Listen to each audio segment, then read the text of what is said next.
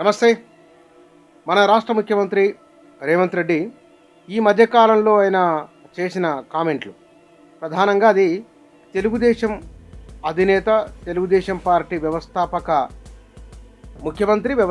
అధ్యక్షులు ఎన్టీ రామారావు గురించి. ఆయన విగ్రహాన్ని హైదరాబాద్ నగరంలో ఏర్పాటు చేస్తామని అంటున్నారు.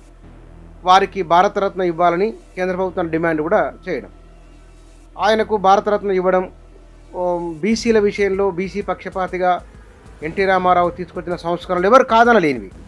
అయితే తెలంగాణ రాష్ట్రం ఏర్పడిన తర్వాత కొన్ని గమనించాల్సిన అంశాలు ఉన్నాయి.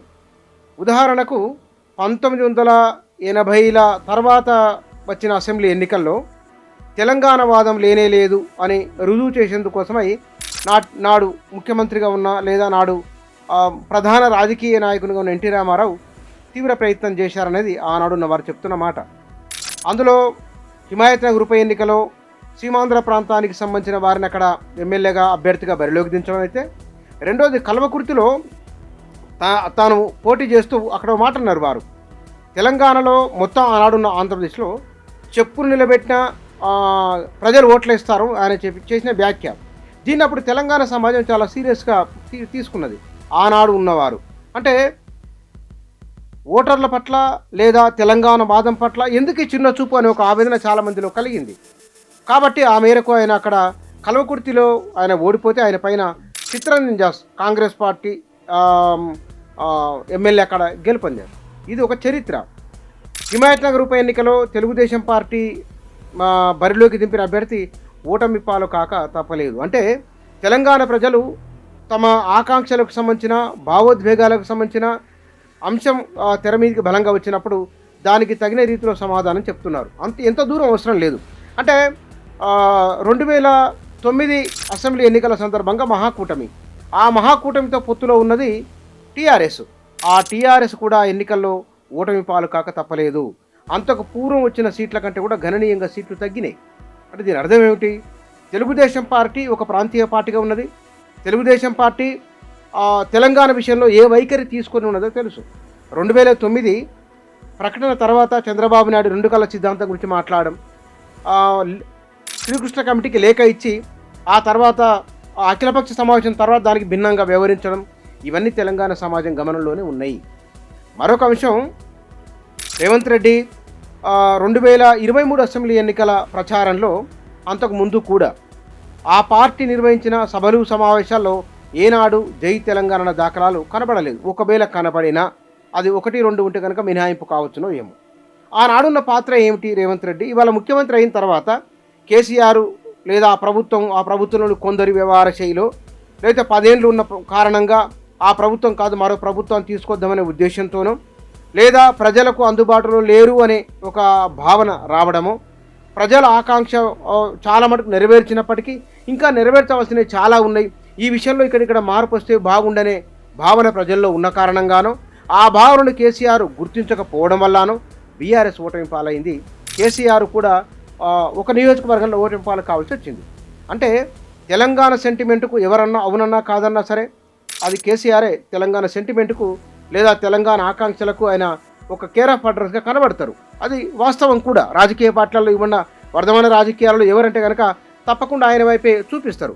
ఇక్కడ రేవంత్ రెడ్డి మాట్లాడిన మాటలు అయితే కనుక ఆయన ఎన్టీఆర్ విగ్రహం పెట్టాలని వారి ఆకాంక్ష ఏదైతున్నదో అది తెలంగాణ ప్రజల మనోభిష్టానికి అనుకూలంగా ఉన్నదా, అది భిన్నంగా ఉన్నదా ఆలోచించాల్సిన అవసరం ఉన్నది. వాస్తవానికి బీఆర్ఎస్ అధికారాన్ని కోల్పోయిన తర్వాత మరి వారు ఆనాడు చేయలేదా అంటే సీమాంధ్ర ప్రాంతానికి సంబంధించిన వారికి కాలుకు ముళ్ళు గుచ్చితే నేను నోరుతో తీస్తాను కేసీఆర్ అన్నారు.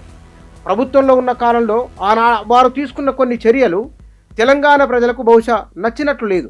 ఆ నచ్చని కారణంగానే ఇవాళ విపక్షంలో టీఆర్ఎస్ ఉన్నది లేదా బీఆర్ఎస్ ఉన్నది. ఇది ప్రజల్లో జరుగుతున్న ఒకానొక చర్చ. అంటే విగ్రహం విషయంలో రేవంత్ రెడ్డి తీసుకున్న కొన్ని నిర్ణయాలు, అంటే తెలంగాణ గీతం విషయంలో కానీ రాష్ట్ర గీతం గుర్తింపునివ్వడం, ఆ రచయిత గుర్తింపునివ్వడం, తెలంగాణ ఉద్యమకారులు లేదా భావవ్యాప్తి చేయడంలో ప్రధానమైన పాత్ర పోషించిన వారి విషయంలో ఆయన వారికి నగదు బహుమతులు ఇవ్వడం, ఇవన్నీ ఒక అంశం.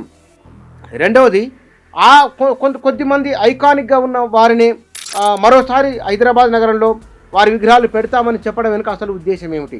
బహుశా వచ్చే అసెంబ్లీ ఎన్నికల నాటికి హైదరాబాద్లో హెచ్ఎండిఏ పరిధిలో ఉన్న చాలా నియోజకవర్గాలు 23 వరకు నియోజకవర్గాలు ఉన్నాయి. ఇక్కడ చాలా నియోజకవర్గాల్లో సీమాంధ్ర ప్రాంతానికి సంబంధించిన వారి గెలుపోటములు నిర్ణయించే పరిస్థితి ఉన్నది. కాబట్టి వారిని తన వైపుకి తిప్పుకోవాలనే భావనతో రేవంత్ రెడ్డి ఒకవేళ ఉంటే కనుక కేసీఆర్ విషయంలో సీమాంధ్ర ప్రాంతాల్లో ఎవరికి వ్యతిరేకత లేదు. పోయినసారి ఎక్కువ అత్యధిక స్థానాలు వచ్చినాయి ఈ హైదరాబాద్ నగరంలోనే టీఆర్ఎస్కు. కాబట్టి ఇప్పటికిప్పుడు ఆ పార్టీ పట్ల వచ్చే వ్యతిరేకత లేదు.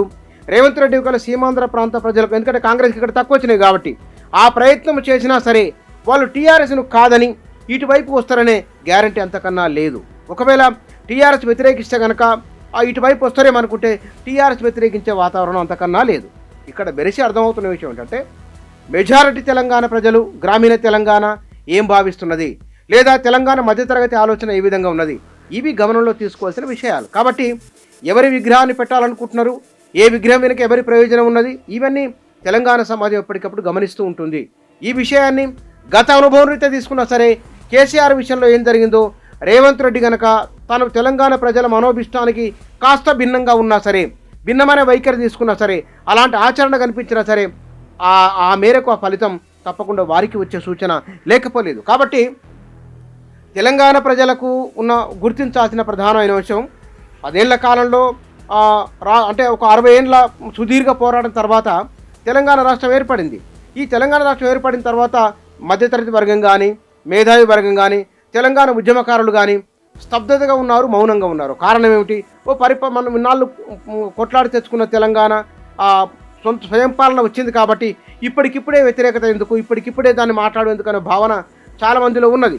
ఇప్పటికీ కాంగ్రెస్ విషయంలో కూడా ప్రజలు బహిరంగంగా వచ్చి, మేధావి వర్గం వచ్చి వ్యతిరేకించట్లేదు. కానీ ఈ తెలంగాణ ప్రజల భావోద్వేగానికి భిన్నమైన ఒక ఆలోచన చేస్తుండడం వలన మేధావి వర్గం, మధ్యతరగతి వర్గం పునరాలోచన చేసే వాతావరణం ఉన్నది.